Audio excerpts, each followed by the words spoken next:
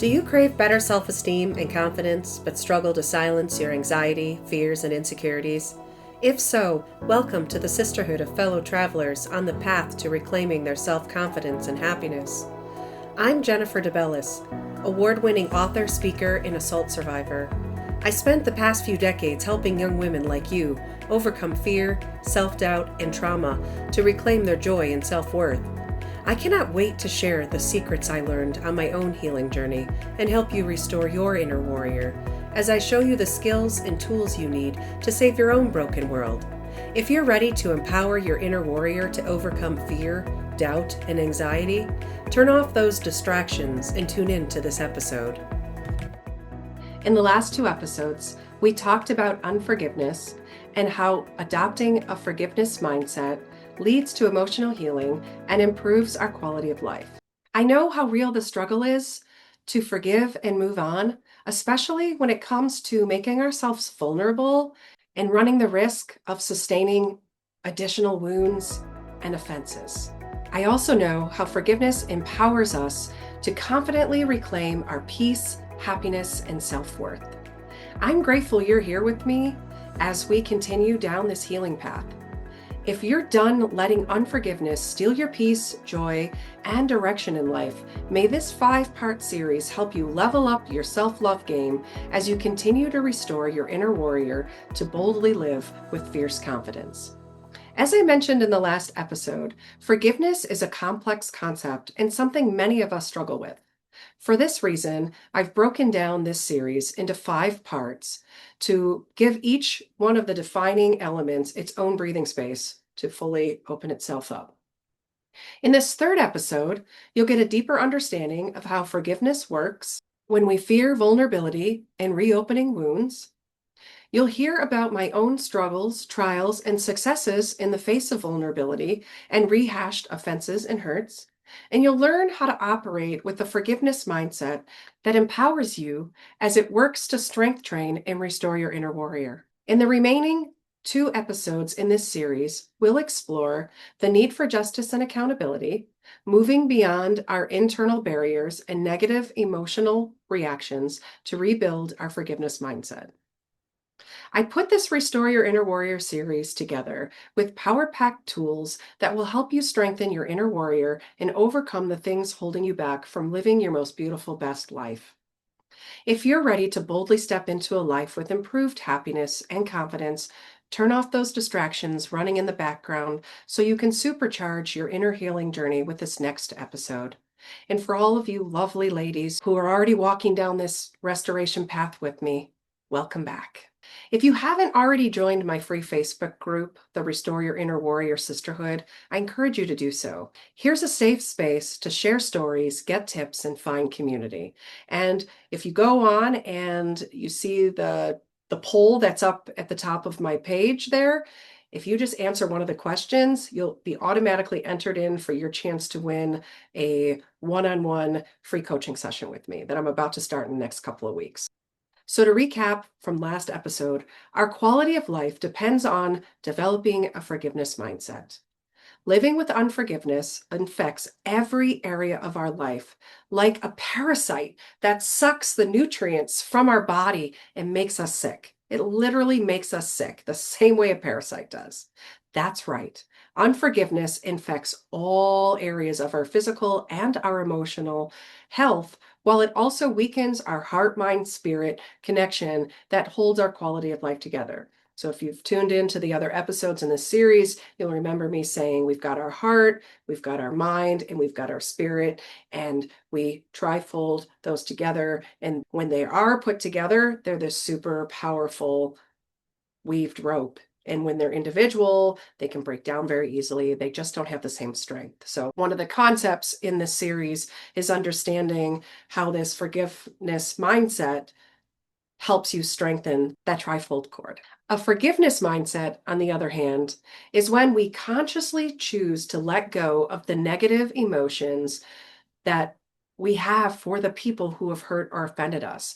So I want to just put on the brakes and back up really quick here and just emphasize we're speaking about the negative emotions that we have attached to the people who have hurt or offended us. So it's very important that you make that connection there. Just hold on to that, put it on the back burner, and this will start to make more sense as we move through the series. That one point right there will start to now emerge itself and take on a bigger meaning. I just wanted to take a second to point that out.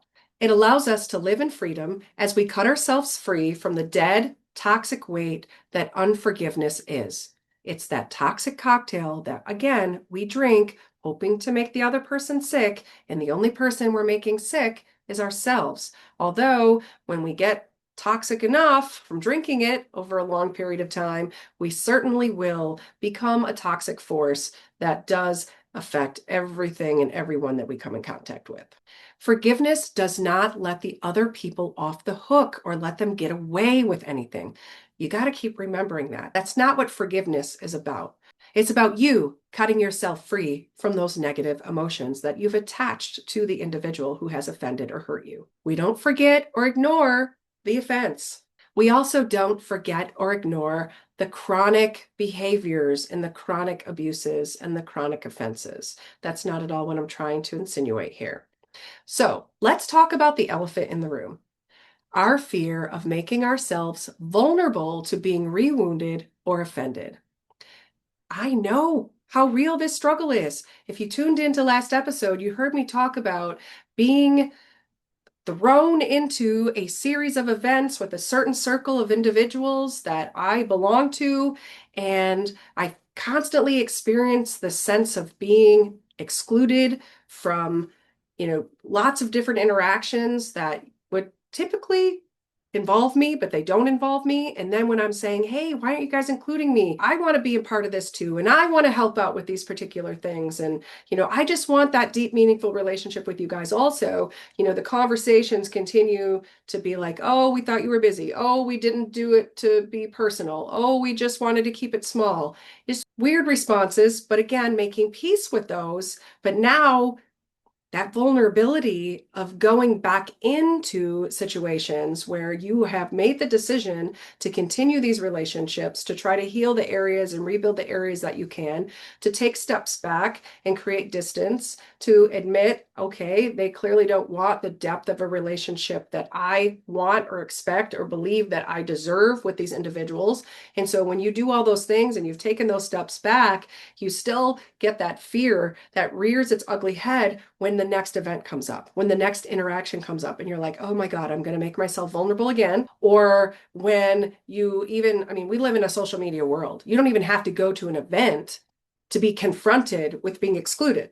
There's Instagram, there's Facebook, there's Twitter, there's TikTok, there's all the different platforms that let us know you were the only one that wasn't in attendance. Don't take it personal. And so, you don't have to face the fear or the vulnerability when you're actually going back into face-to-face situations, although sometimes that will be the instance. There are many times where your vulnerability will come into view when you just open up the app and now you're being confronted with these emotional wounds and these feelings of being offended, whether the people intend to offend you or not, whether they believe they're being offensive or not is a whole other story. But your feelings are still valid and still need to be worked through and rationalized with and deeper meanings assessed so that you can apply whatever changes you need to apply. You can heal whatever negative emotions that you have, and you can make whatever important decisions you need to make about rebuilding or severing relationships with individuals. And, having that plan. We need to take all these steps so that we develop a plan. And then we know what we're going to do. So we know what we're going to do or not do when we open up the social media. We know what we're going to do and not do when we see this collective of individuals at the next interaction, at the next event. And now we're talking about these other instances where we weren't included. So let me give you the spoiler alert. You're going to get hurt again. It might not be by the same people because you might be like some of the people I know, like one and done, or second time, that's it. First time, shame on you. Second time, shame on me. There will not be a third time. I know a lot of people who are like that, and it works for them. They don't have a very big circle of people in their lives, but they're like, look, the quality of people in my life, they get me. They deserve a spot at my table. I'm not putting up with people's crap. So maybe we can adopt something valuable from that type of a mindset where you're just not tolerating certain things. I come from a different background. I come from a different time. And I am much more tolerant and much more accepting and much more willing to just forgive and move on and continue in relationships than people who are 10 and 20 years younger than I am. Times have changed. We live in a culture now where people are less patient and less tolerant of just being abused or being treated poorly. And we can learn something from each other. I always say that when I'm talking to one of my daughters, for instance. We say these things to each other, but I just said to you, and it's like, huh, I can learn something from your third time is not going to happen mindset, and you can learn something from me, which is, slow down for a second, and before you make that call on the third time, make sure you've seen the whole situation, make sure you've expanded your perspective, and you're not operating in haste without all the information. And so we can learn something from each other and maybe find this happy medium where it's like, huh, okay, this is how we handle this. And there's no one formula. I can't tell you how you're going to have to do that and make it work in your life. I can say to you, if there's an area in your life that you really feel wounded and you're chronically dealing with in all these different areas, it may be time for you to revisit your boundaries and your life playbook, your survival guide, and start to develop new strategies and a plan and a map, and then stick to it. You got to use it like a playbook. You got to stick to it and don't deviate from it.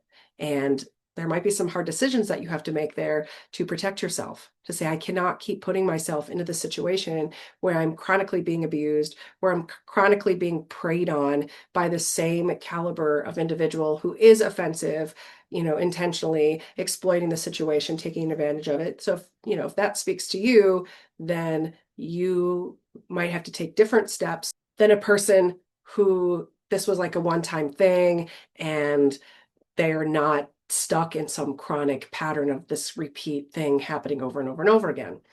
So what we choose to do with this emotion, this feeling of dread and fear of being made vulnerable again and opening up those wounds, is what determines our short and long-term progress in that journey toward continuing to grow into that version of ourselves. So we have to keep coming back to, what are our morals? What are our beliefs? What are our goals, our desires? What do we hope to accomplish in the short-term areas of our life? What about the long-term plan? We need to think about those things. And we must know this plan better than anybody else knows the plan, and we must operate in a forgiveness mindset, and we must stick to that. So sometimes we're going to get triggered to misbehave, to fall out of course with what we say we want our moral fiber and character to be. And we have to be really grounded to that. And then we have to forgive ourselves when we fall off, because you're going to fail. We're going to fail. We're human. So you're going to fail, and then you have to forgive yourself, and you got to quickly get back on track. Don't let somebody hijack you and completely demolish all of the hard work that you put into yourself. They're not worth it. If they have offended you and can trigger you and just suck you back into that snake pit, they are not worth it. I'm going to say that. So let that sink in. They're not worth it. Do not let anybody suck you back into the pit. It's not worth it. You've put a lot of hard work into yourself to this point. Just get back on track. You get knocked down, dust it off, get back up, get back at it. You get right back to where you were, or you take a few steps back to get back on track. Sometimes when we're in a situation, we are confronted with this offense or this crisis or this moment where we're wounded or hurt, and we get that fight, flight, or freeze mentality. And these are radically different approaches, or these are radically different reactions to an instance where we are being offended or we are being wounded. Our goals and our end vision need to align with how we operate here.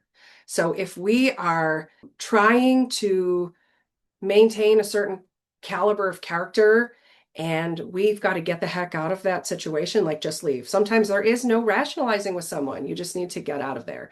So if you need to get out of there and that's part of your playbook and that's part of the plan that you came up with, like, okay, I have a plan when I am confronted with this type of experience that leads to offense and leads to abuse, I have a plan and I'm going to follow that plan. I'm going to take this step, then I'm going to do that. You have to stick to your plan. You have to be willing to follow the playbook, follow your survival guide. You wrote it. You should know it, but sometimes we need to go back and revisit what the heck did we say we were going to do in this instance? So you have to be very familiar with what you're going to do in those situations because everything has to be moving you toward those end goals and that vision that you have for your desired outcomes. And I've talked about this a lot in the different episodes. We have to have an awareness about which interactions and relationships that we will fight for. We have to be aware of it before we even get into contact with individuals.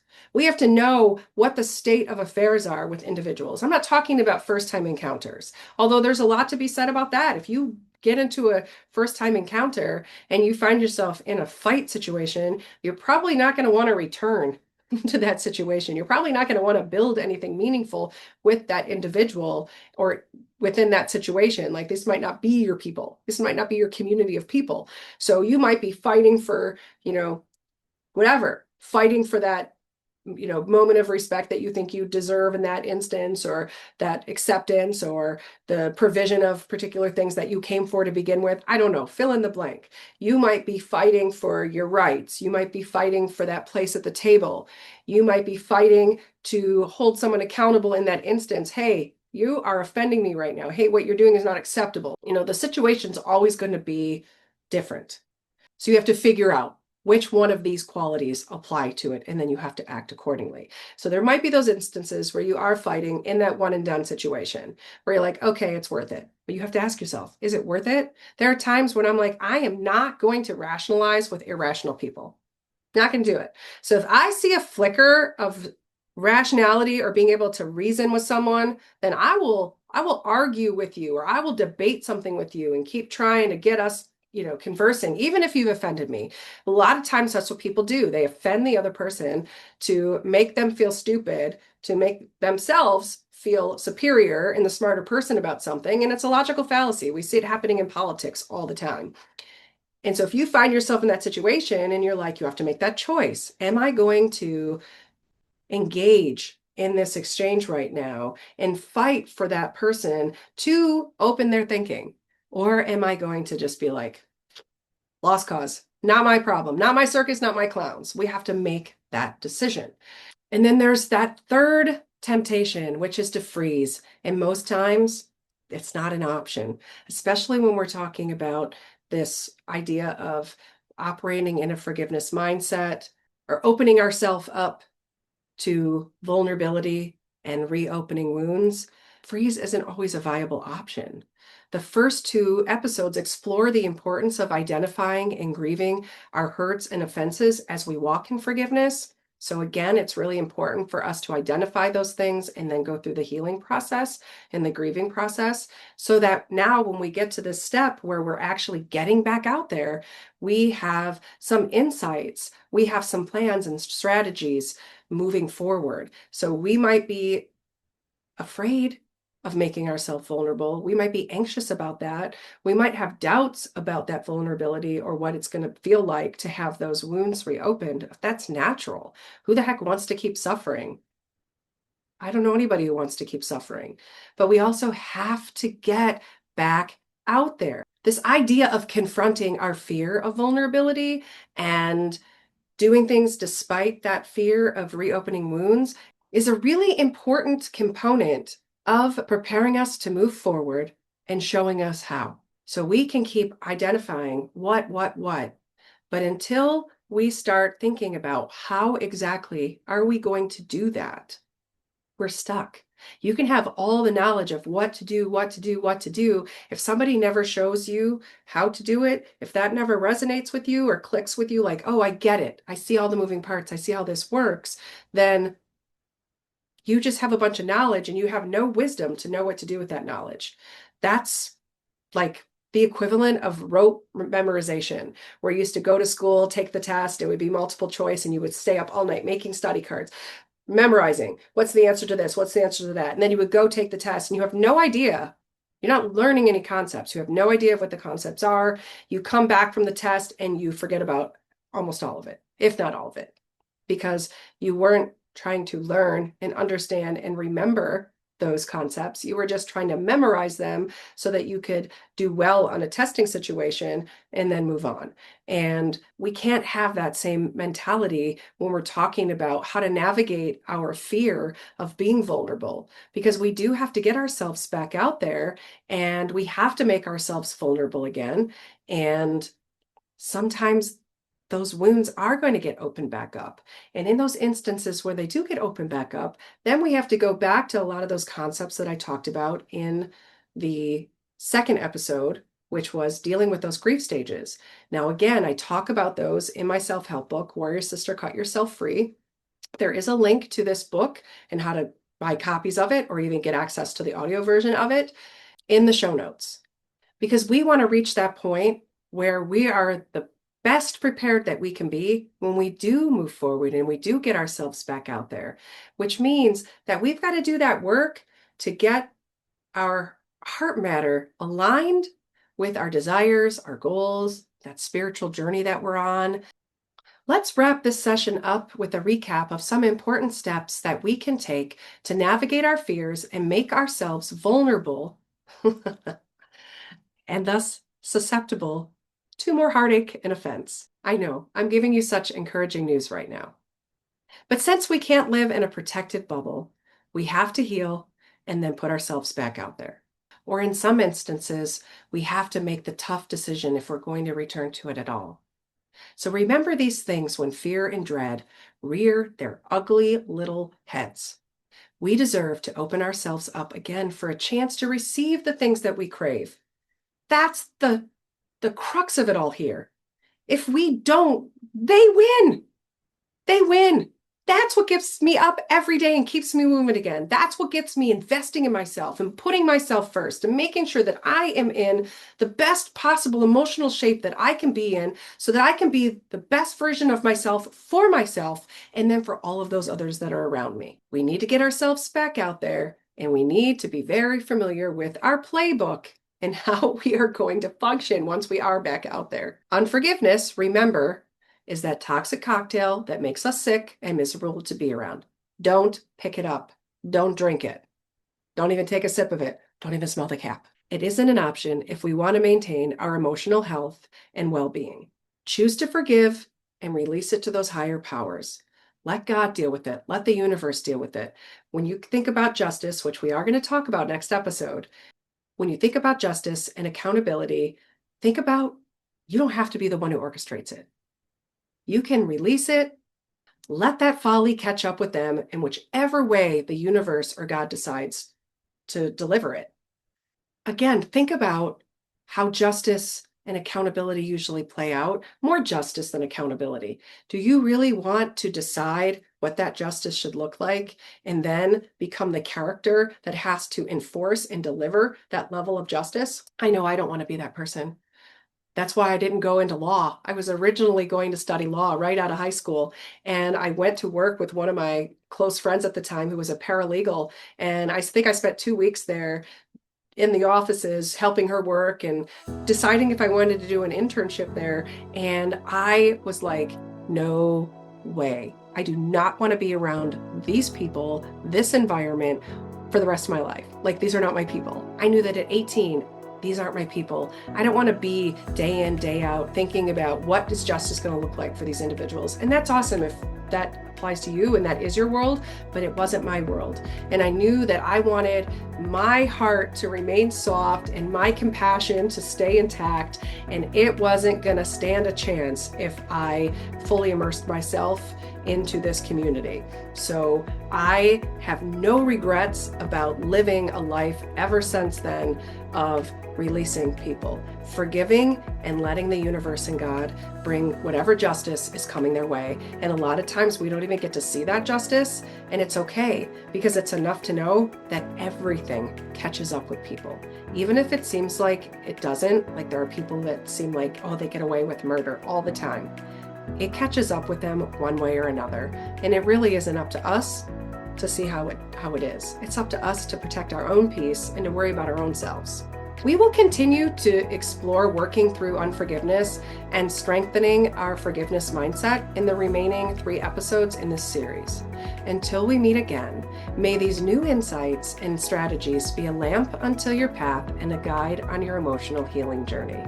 And let me say it, if you haven't heard anybody say it to you yet today, I'm really proud of all the hard work you've already put into your emotional healing and adopting this forgiveness mindset. See you next episode. Well, girl, I hope you enjoyed today's episode. If so, don't forget to follow my channel and share it with girlfriends who also want to restore their self-worth and confidence. Also, if this podcast inspired you, consider leaving a 5-star written review on Apple Podcasts. And as you go through your day, may your empowered spirit, heart, and mind guide you. Catch new episodes every Tuesday and Friday. Ciao.